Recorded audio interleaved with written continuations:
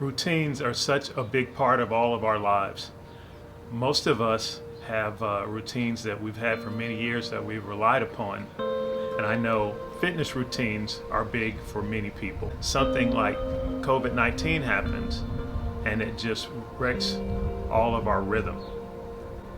It's as though what was uninterruptible has now been shattered.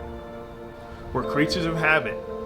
And once a habit is broken for several months, there's so much less incentive to restart, even with things that we know are good. I know many of us are feeling that frustration. Man, I wish I could get back to where I was. And yet also we're feeling like I'm not motivated to start again.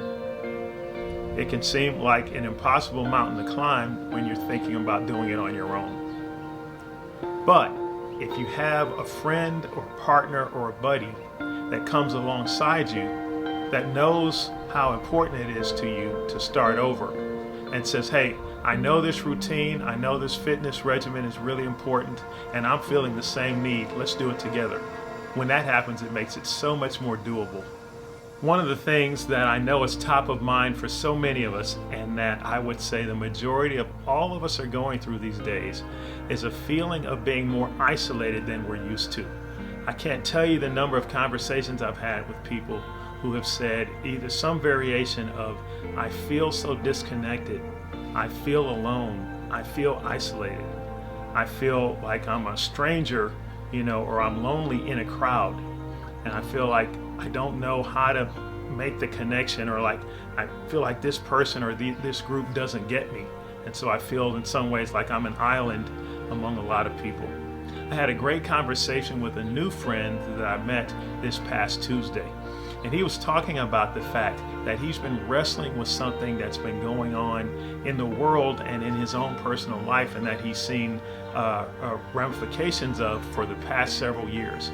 And in having conversations and trying to broach these things that he was feeling really strongly in himself among a group of people that seemed not to get how big of a deal it was to him.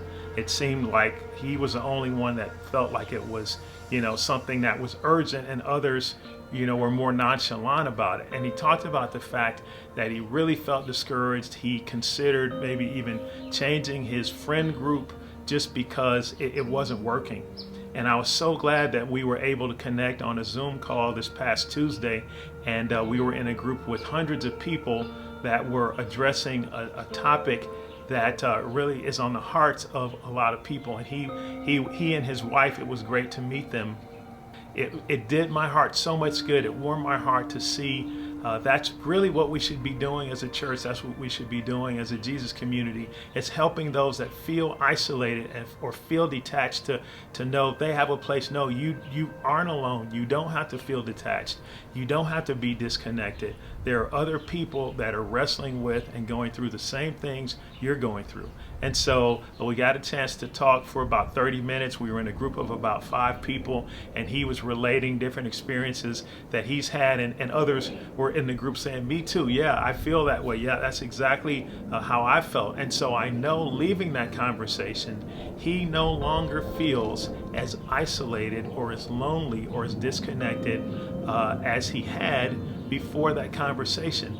And what made the difference is he decided to initiate joining this group discussion, and it made all the difference. It reminded him, and that's really what the Jesus community should be about and should do. As we get together and connect with each other, it reminds us that we are connected not just by our common interests, but by our common faith in our God who lives in all of us who are Jesus followers by the Holy Spirit. And I want to talk a little bit more about that. So I just want to say right here at this time, if you are feeling those things, if you're feeling defeated, if you're feeling like I'm hitting my head against a brick wall trying to find a connection among my friend group or my people group or my family or those people that I work with or even those with whom I go to church, please don't give up. There is hope.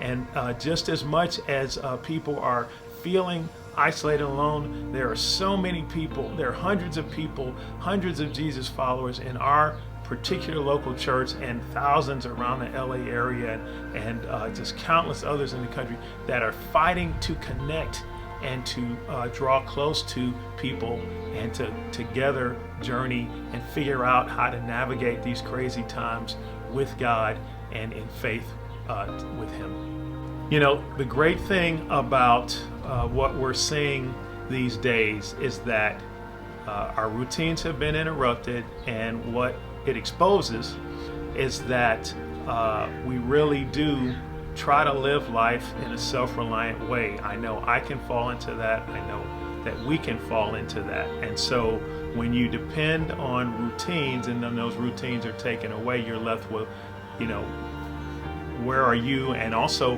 where are you with God, and where am I with God? The thing I want to say is that Jesus sees your loneliness.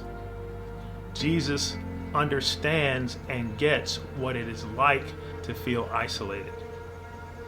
And you are not alone, even though I want to validate that you may very much feel alone. Jesus sees you, and in fact, Jesus responded to your loneliness and responds to our loneliness by initiating connection. He doesn't wait for us to reach out to Him. He reaches out to us. And that's really why He came into the human sphere, and why He came to earth nearly 2,000 years ago, was to say, I know that you are estranged. I know that you feel alone. I know that there's something wrong in your connection to the divine, and I want to stand in the gap and be the one that helps and fixes that, because I'm going to initiate connection and love. I don't want you to be alone. In fact, the author of Genesis stated in the creation poem that God saw it is not good for us to be alone. That's a universal truth. Then Jesus, looking at His disciples and wanting them to get that He was not going to leave them on their own, said these words. In John 14, verse 16, He says, I will ask the Father to send you another helper, the Spirit of truth, who will remain constantly with you. The world does not recognize the Spirit of truth because it does not know the Spirit and is unable to receive Him. But you do know the Spirit because He lives with you and He will dwell in you. And then He says this, I will never abandon you like orphans. I will return to be with you. Those words just move me when I read them and I hear them, because I feel like that is God's message. That's Jesus' message to you today, to me today. Jesus says, I am going to the Father, and in fact, it's going to be better for you if I go to the Father, because I'm going to send a helper that will never depart from you. He will never forsake you. He will I love that phrase. He will constantly be with you. What does constant mean? It means all the time. Good days, bad days, up days, down days. He's going to constantly be with you.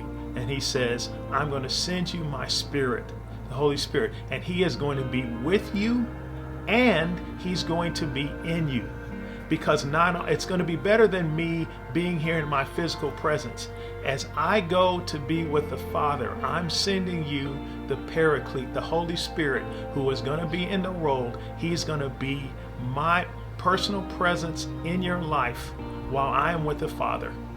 And so we can know, as Jesus sits at the right hand of God and is with the Father now, His personal presence is with us and in us as His followers through the Holy Spirit, through the Paraclete.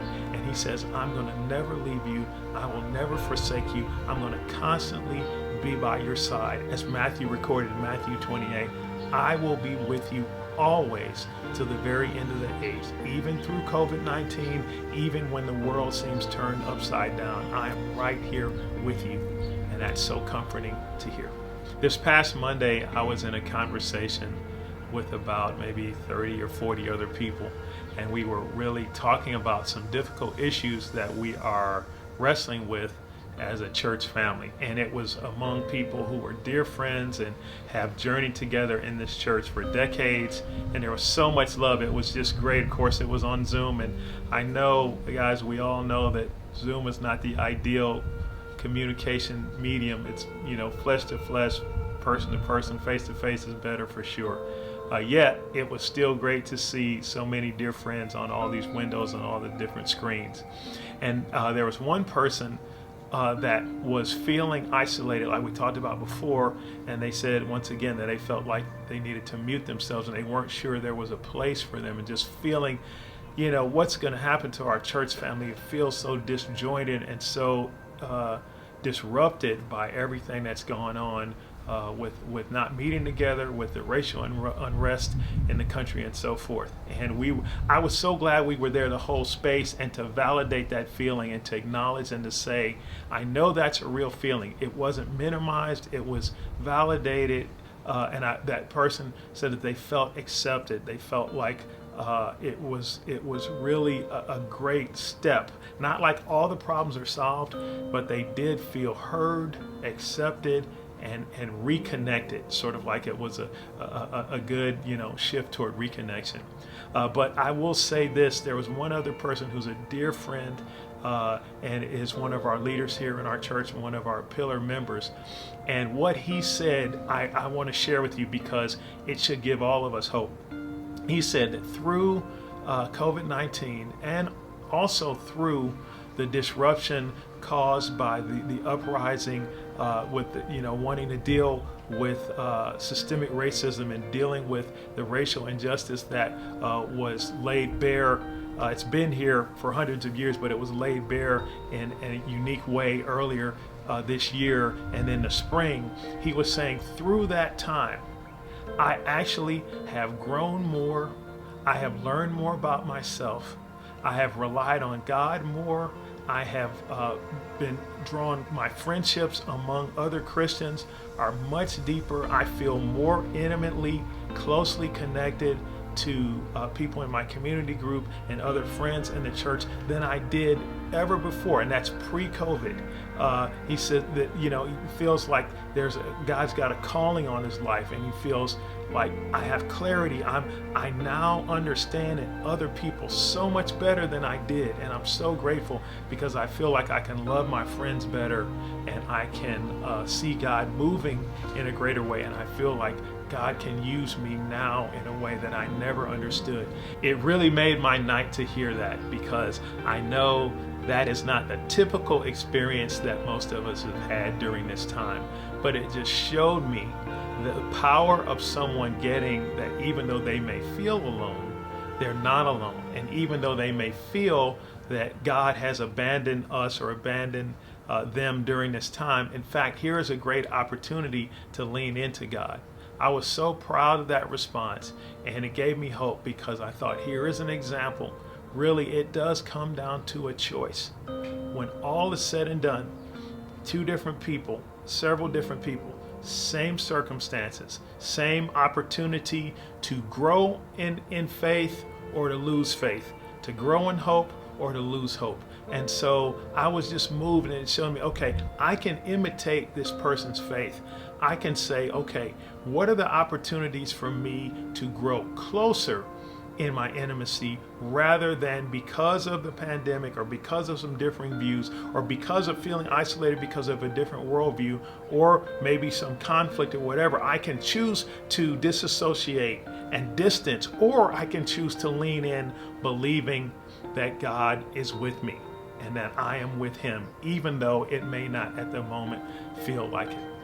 And so this series is designed, the whole point of it and the title of it is I Am With You. And I get sometimes it doesn't feel like it, but God is saying, whatever you feel, understand that I sent Jesus into this world to give his life so that you and I can be reconciled, and so that you can feel my presence and know that I am with you every moment of every day. And that allows you to be able to do anything you were created to do. You are not alone. He is with you. He says, I am with you. And we as well are with you to try to lend a helping hand. So thank you for spending some time with us this morning. Remember the main takeaway. God says through Jesus and through the Holy Spirit, no matter what it feels like and during these disorienting times, I